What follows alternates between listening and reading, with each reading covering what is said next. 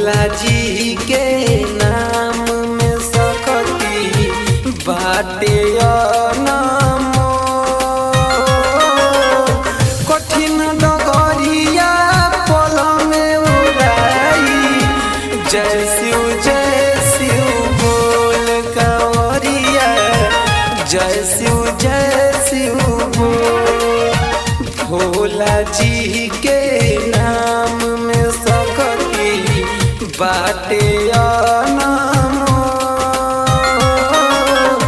कठिन डगरिया पल में उड़ाई जय शिव बोल कांवरिया जय शिव बोल। कांवरिया जय शिव बोल। प्रेम से बोली बाबा बैजूनाथ की। कांवरिया जय शिव बोल। सारा जीवन के पाप तोहर कट जाई हो। महादेव के कृपा तो पे पड़ जाई हो।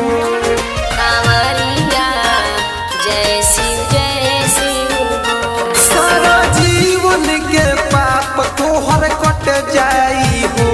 महादेव के कृपा तो पर पड़ जाई हो। पूरा उमरिया शांति से बीती रही ना कवनो झोर। कठिन डगरिया पल में उड़ाई जय शिव बोल।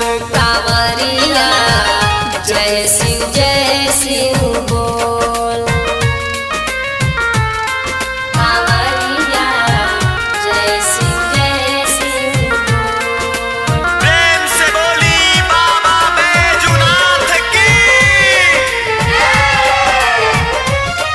कांवरिया जय शिव बोल। नहीं भूख पियास रहिया में लागी।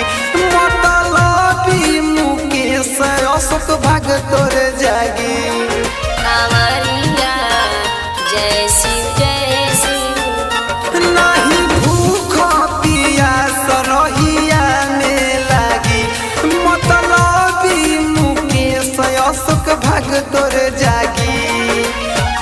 राजा सदाम कही भगती के बड़ी बाटे सुन मोर। कठिन डगर